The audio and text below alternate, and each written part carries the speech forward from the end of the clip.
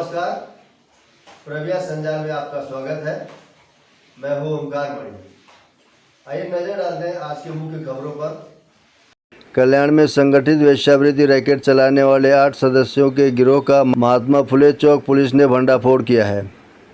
इसके साथ ही पुलिस ने गिरोह के सरगना समेत कुल 8 आरोपियों को मौका के तहत गिरफ्तार किया है। पिछले 6 महीने से कल्याण पुलिस संगठित जबरिया वेश्यावृत्ति मामले का भंडाफोड़ करने में जुटी थी। इस भंडाफोड़ से 20 महिलाओं को वेश्यावृत्ति से मुक्त करवाया गया है। कल्याण के पुलिस उपायुक्त अतुल झेंडे ने एक पत्रकार परिषद आयोजित कर कल्याण में चलाए जा रहे संगठित वेश्या व्यवसाय के बारे में जानकारी दी।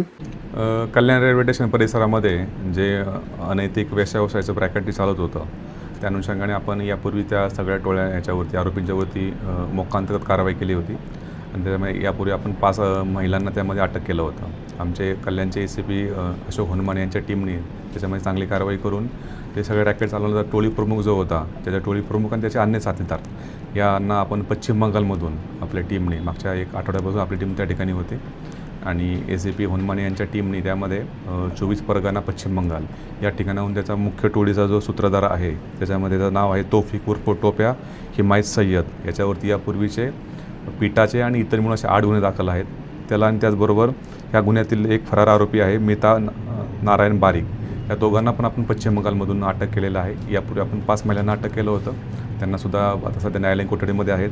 सध्या दोन्ही आरोपींना आपण अटक केलेलं आहे आणि त्या दोन्ही आरोपींना दिनांक 18 पर्यंत आपल्या न्यायालयाने त्यामध्ये रिमांड दिलेली आहे। त्याचप्रमाणे यातील अजून एक आरोपी जो फरार होता प्रशांत उर्फ कव्वा वीरकुमार गायकवाड हा सुद्धा टोळीचा सक्रिय सदस्य होता आणि ह्यालासुद्धा आपण अटक केलेली आहे। सध्या तो आपल्या पोलीस रिमांडमध्ये संपून तो आता न्यायालयीन कोठडीमध्ये आहे। अशा प्रकारे आपल्या टीमने मागच्या 1 आठवड्याभरापासून ACP हनुमाने यांच्या मार्गदर्शनाखाली त्यांनी त्या ठिकाणी पश्चिम बंगालमध्ये गेले आणि पश्चिम बंगालमधूनच आपण ह्या दोन्ही आरोपींना त्यामध्ये अटक केलेली आहे आणि असं एक हे पूर्ण रॅकेट जे आहे ते पूर्ण रॅकेट हे कल्याण स्टेशन परिसरामध्ये अवैध वेश्याव्यवसाय चालत होता त्या अनुषंगाने एक मोठी कारवाई त्या ठिकाणी झालेली आहे। साधारणपणे ह्या ज्या महिला आहेत आपण याच्यामध्ये सांगितलं की या महिला ज्या आहेत ह्या पूर्णपणे मुंबई आणि या परिसरातून या ठिकाणी हा व्यवसाय करण्याकरता हा जो आरोपी आहे मुख्य आरोपी याच्यामार्फत या ठिकाणी येत होता आणि ह्याच्याकडल्या 1-2 जे आरोपी आहेत त्याच्यामध्ये ग्राउंड लेवलला त्यांच्याकडून हे असे काम करून घेत होतं असे पूर्णपणे हे आत्तापर्यंत तपासात निष्पन्न झालेलं आहे। त्यामुळे आपण 20 ज्या पीडित महिला आहेत त्या पीडित पहिल्या महिलांची आपण यातून सुटका केलेली आहे आणि त्यांना आपण महिला सुधारगृहात सुद्धा पाठवलेलं आहे।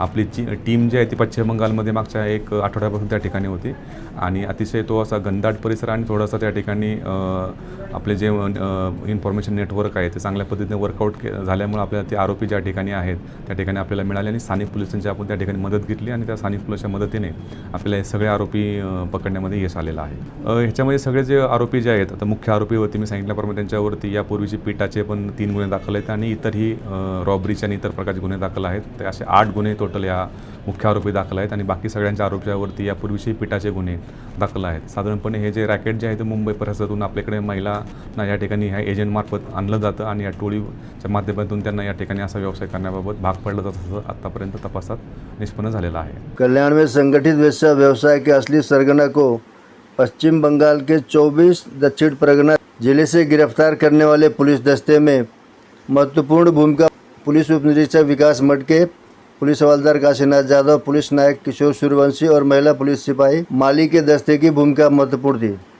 सहायक पुलिस आयुक्त अशोक हनुमाने इस मामले की आगे की जांच कर रहे हैं। खबरें अभी और भी हैं, देखते रहिए हमारे अगले अंक में।